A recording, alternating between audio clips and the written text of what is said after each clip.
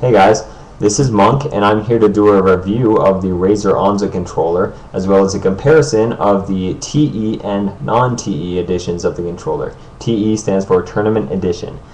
Now the biggest difference, and the one that they push the most between the two controllers, is that the non-tournament edition lacks the adjustable tension on the sticks.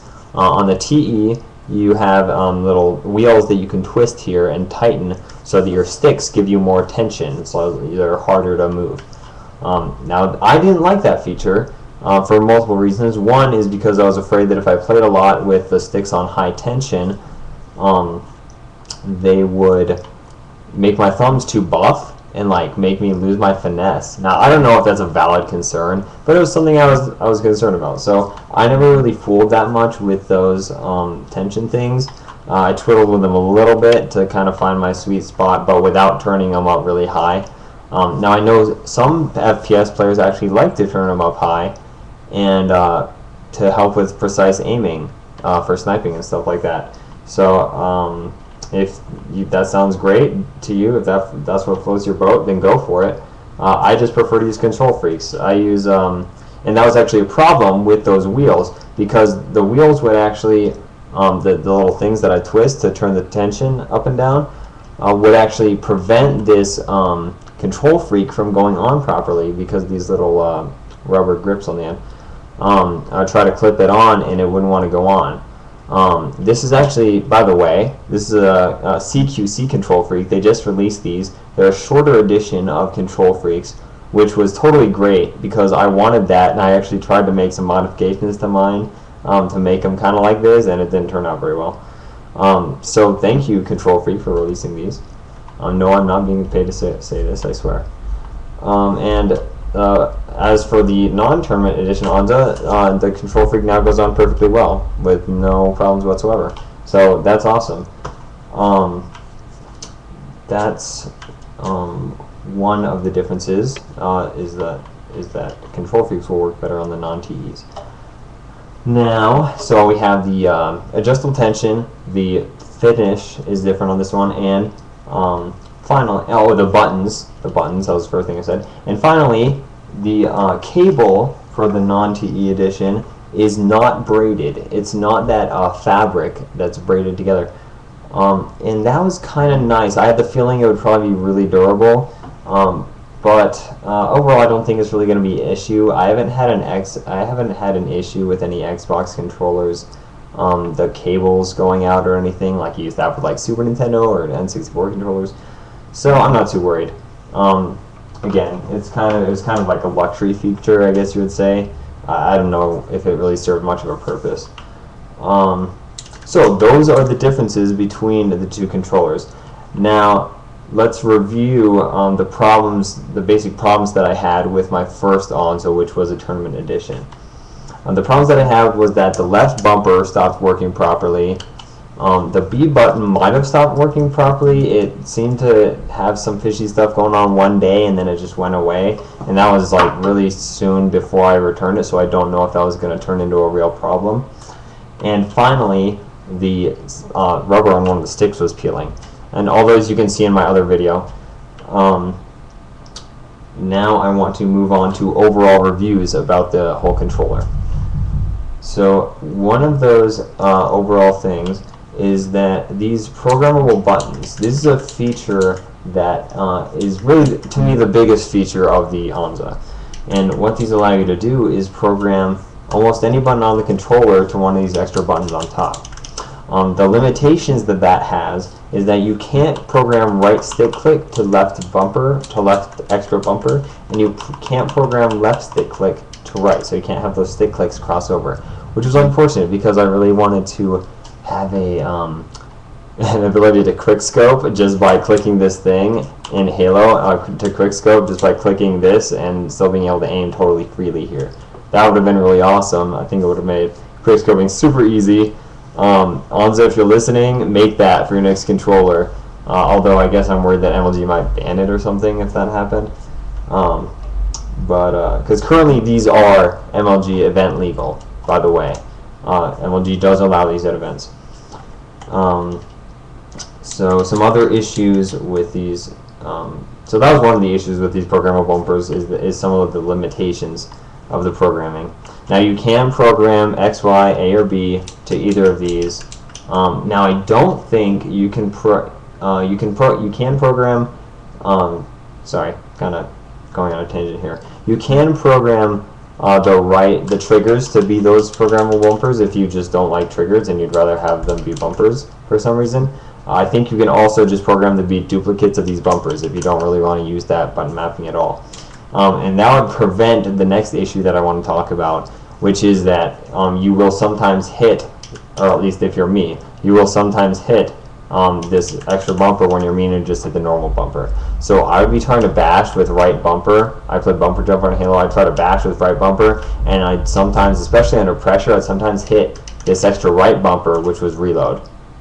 And that led to me reloading in the middle of when I should have been bashing and dying as a result, which was no fun at all. It was extremely frustrating.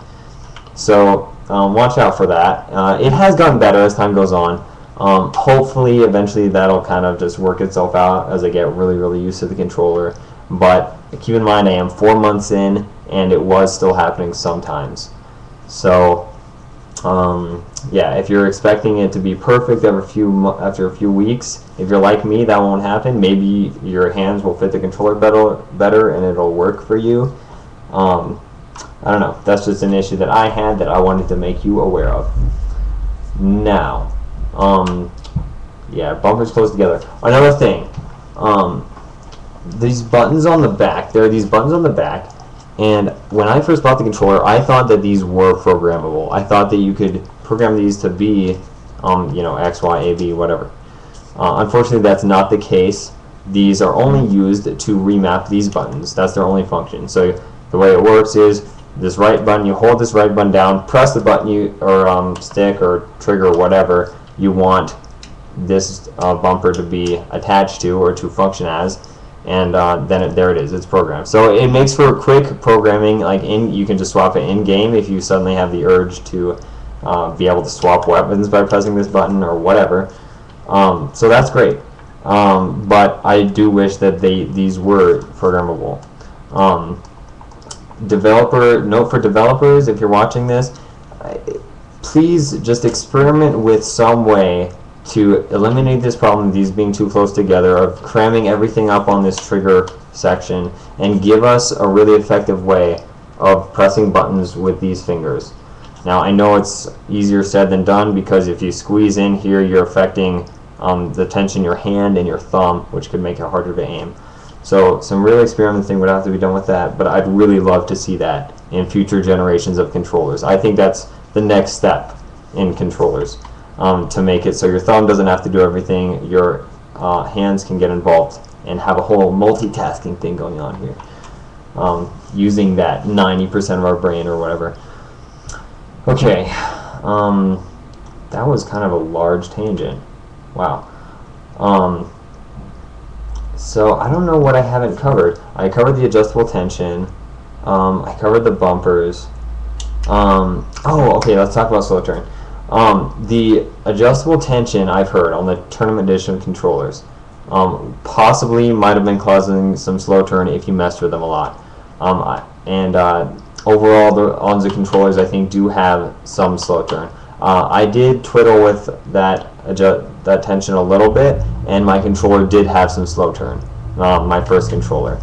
It wasn't anything super major. It would just crop up from time to time, but still enough to be unreliable, and that's not what you want if you're a tournament player. And Onza is gearing these towards competitive players, so that is something they need to be really aware of. And I hope it's something they fixed with future iterations of manufacturing, because I know that sometimes developers will do that, like with Xboxes or PS3s, like the earlier versions would overheat a lot, and they tended to fix those problems as time went on. So hopefully that's something Razer is doing with this controller. I do know that these sticks are the stick surfaces here are different than the ones on the TE that I had for those 4 months. So maybe that's designed to prevent that rubber peeling that happened to my other controller, or maybe that's just the difference between the TE and the non-TE. I don't know. Hopefully it's a permanent change, because I think it'll be for the better. I don't really see these peeling in the future. I doubt that'll happen. So I think that's it. Give me a second. I'm reading my notes. Slow turn, mapping limitations, buttons on back. Yeah, I think that's about it. I talked about the aesthetics. One last thing I'll cover. One last thing. Xbox guide button. It doesn't look that good. I wish that it looked better. It's kind of tilted and just overall doesn't look very pro. You know what I mean? So, Razer, step it up. Actually, I know I said one more thing, but there's some other stuff. I want to show you the packaging that it came in, just for curiosity's sake. Here's what the controller came in. Pretty swanky. I like it. The one for the TE was actually even better. It was a little box. That was nice. Here's the plastic. We don't care. Here's the decals, and this is what's awesome, is that even the non-tournament edition came with these two decals, which are pretty badass. I like them. I put one on my Xbox. Booklet, packet to keep all these papers together. And that is it, guys. Hopefully this was informative. Overall, I would recommend the Onza, because I really do like this button mapping. I think that in time, I will get used to that extra buttons, and that thing where I press the wrong one will happen very rarely. It's really not hard to get used to at first either. I mean, in terms of just like learning, I programmed one to be my like sprint and one to be my jump. One was already my jump, and I programmed one to be my sprint. Just to be clear, only one of those bumpers is programmable. Only one of those sets of bumpers are programmable. Only the front one, not the back one. Back ones are always their default setting. But yeah, first day, like second day, I was totally used to the whole like press the back one or the front one. I wasn't getting them mixed up like that. It was just that when I'd like be jamming one to bash someone, I'd accidentally hit the other one while I did that. Wow, I'm losing my train of thought like crazy. But that is it. I know I'm done. So I'm gonna say peace out. Get the controller. Oh, prices. This is what it was. This is what was in the back of my brain bugging me. Okay, prices. The TE was $50. The non-TE is $40, and that's all you need to know. That's a pretty good deal, because that's like not a huge step up from normal Xbox controllers. Whereas that MLG Mad Catz controller they came out with is like $100 or like $80 or something. I don't know if that's really worth it unless it is guaranteed to never ever break. I know it has some replacement options. Anyways, this video is getting long. I'll talk about that some other time. Hopefully it was informative. Subscribe. Peace out.